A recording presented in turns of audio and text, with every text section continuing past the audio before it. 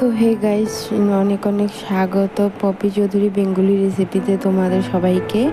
আজকের রেসিপিটা হলো সয়াবিনের ঝোল ঝাল ঝাল। তো দেখো আমি কীরকম বানাই। এটা হলো আলু কেটে কেটে নেওয়া ছিল, আলু একটু পেঁপে ছিল, তো ফ্রাই করে নিচ্ছি। এটা ফ্রাই হলে একটু সয়াবিন ফ্রাই করে নেব ব্রাউন ব্রাউন করে। দেখো কীরকম ফ্রাই করেছি। সয়াবিনটা ফ্রাই হলে তেল দিয়ে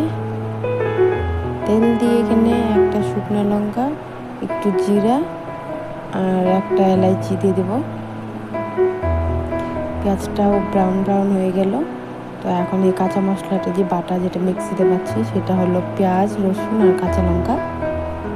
আর এখানে হলো হলুদ গুঁড়ো, ধনে গুঁড়ো, লঙ্কার গুঁড়ো, জিরে গুঁড়ো। তো মিক্সিতে বাটা মশলাটা একটু ফ্রাই করে নিই, নাহলে একটা কাঁচা গন্ধ আসে, যেটা ভালোও লাগে না, টেস্টও ওঠে না। আর বাটির মশলাটা একটু ভিজিয়ে নেব আমরা, ড্রাইটা দেব না, একটু ভিজিয়ে। ড্রাইটা আলাদা টেস্ট আর ভিজানোটা আলাদা টেস্ট। তো এটা দিয়ে আমরা মিক্স করব, একটু ভালো করে ফ্রাই করব মশলা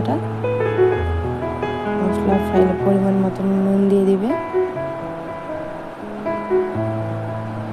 তারপর ভেজে রাখা সয়াবিন আলু দিয়ে দিব।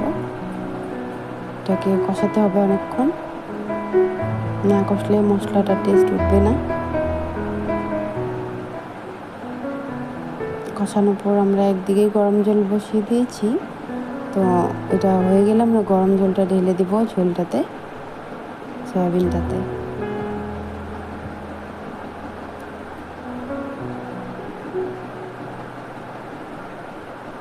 অনেকক্ষণ কষাতে হবে, কারণ টেস্ট উঠবে না নাহলে।